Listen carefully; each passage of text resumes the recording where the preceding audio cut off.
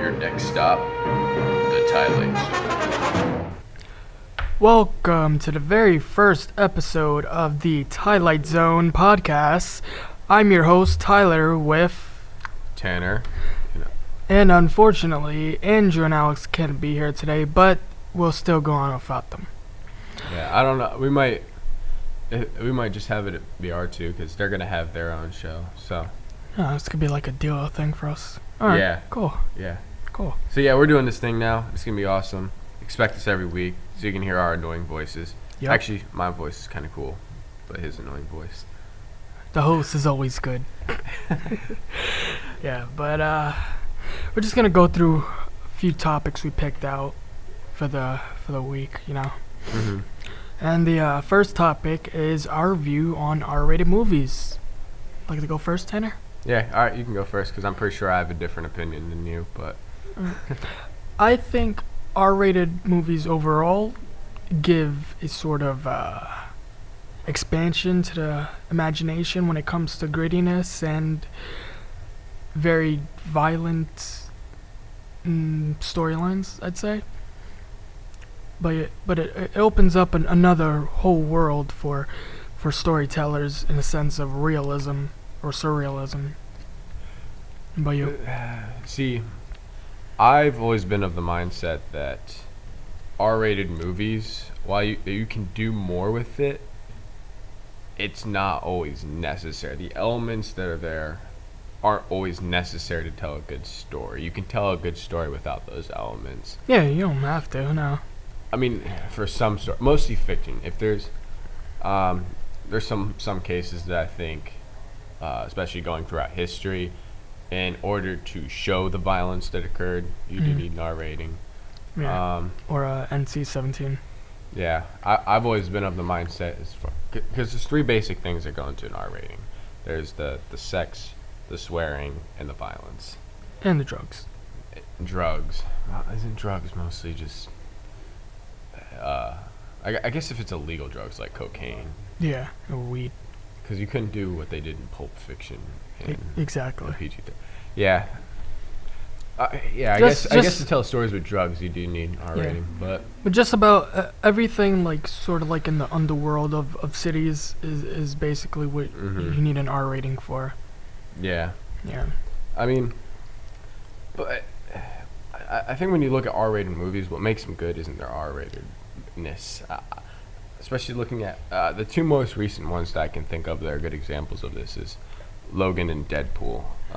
There's a lot of people that thought their R-ratedness made them so much better, where I think it was their good storytelling, good, amazing performances. In a sense, the R rating did have an impact on the storytelling as well, because Logan was the very first X-Men based movie, at least I should say solo movie, that you saw what his claws really did to the human body.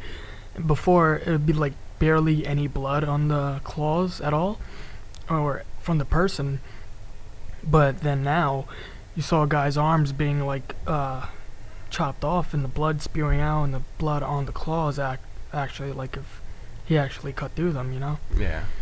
I think that element was cool.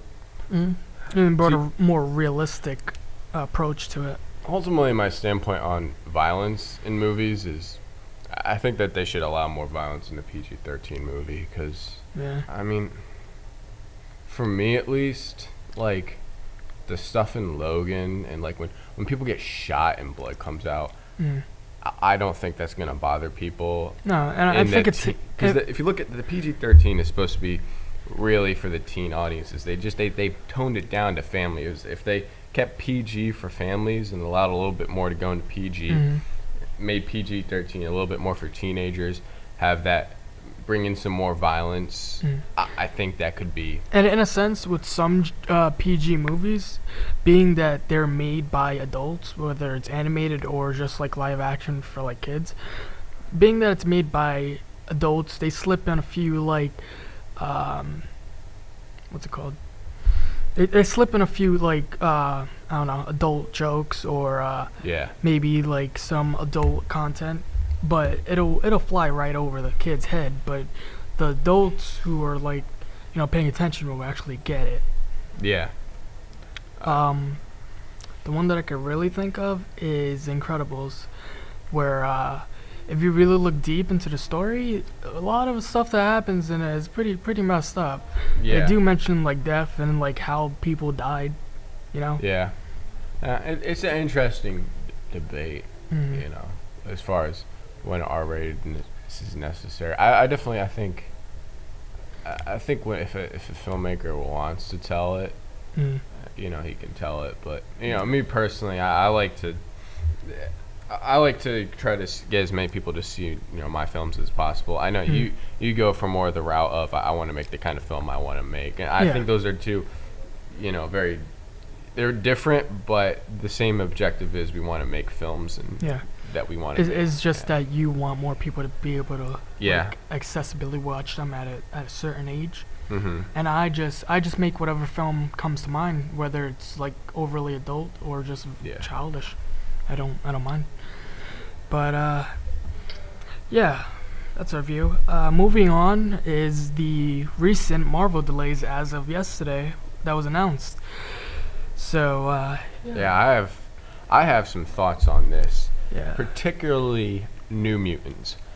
Oh, wait. Before you go on, let me read out the delays. So Deadpool 2 moves up 2 weeks from June 1st to May 18th, which I think is pretty good. Yeah, they seem like they got everything down packed.